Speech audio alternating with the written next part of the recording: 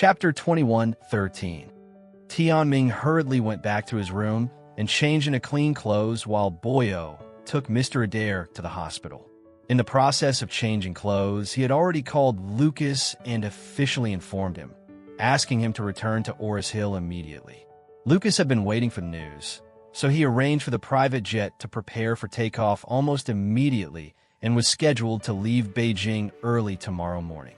In order to prevent Alex from doubting, Lucas also called Alex respectfully. On the phone, he said respectfully, "Master, my father called me just now. Grandpa seems to have a little problem.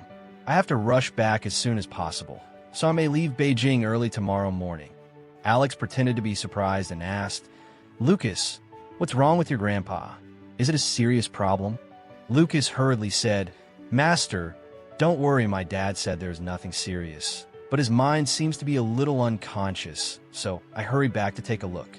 As he said this, he added with some pleading, "Master, I have to leave Beijing temporarily this time. I can only ask you to find Faria. Please do your best to find her and bring her back to Oris Hill. She represents our family. Thank you." Alex snorted and said, "Don't worry, I will do my best. The best case is that I will be able to take Faria back to Oris Hill in a few days." Lucas on the other end of the phone sneered when he heard this. "The surname is Anderson. Did you King wake up? Faria has been missing for more than 24 hours. Even if she didn't die in a car accident, she was in that mountain. I guess there is no way for her to survive in the old forest after so long. Furthermore, the deep mountains of Nishitama County are inaccessible, and there are many wild animals.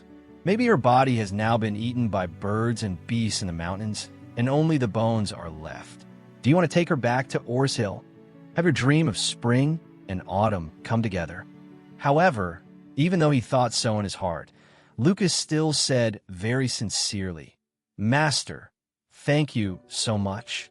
Alex said indifferently, "Don't be so polite. It's not too early. You should take a good rest, go back tomorrow morning, and help Mr. Adair well, by the way." After hanging up the phone, Alex wiped a mocking smile from the corner of his mouth. Tianming and Lucas, the father and son, must be very proud now. They must feel that Faria has a high probability of dying and that Mr. Adair himself has become Alzheimer's, and now the entire Adair family has become their possession. Okay, let them be proud. After Lucas left, he would sneak away from Beijing with his lover and return to Oris Hill quietly, catching them by surprise. At that time, they would think that Mr. Adair, who had become Alzheimer's, would also tear off the disguise, interact with them inside and outside, and give them a fatal blow. Just as he was thinking, Xingshi ran over, knocked on Alex's half-open sliding door, poked her head in and smiled sweetly, and said, "Master, Miss Adair is awake."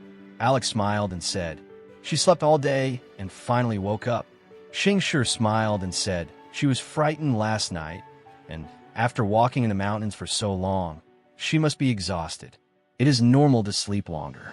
Then she said, "By the way, Master, I have arranged for Miss Adair to go to the hot springs to relieve fatigue. My father sent someone to deliver a freshly caught bluefin tuna, and the family members prepared 2 bottles of Yamazaki 50. In the evening, I invite you and Miss Adair to eat sashimi and sushi. Bluefin tuna is the most expensive fish. The quality is really good. One piece is worth 10 million, and the next 1 kilogram is more than $10,000. And this is not the terminal retail price. This is the package auction price of the whole fish.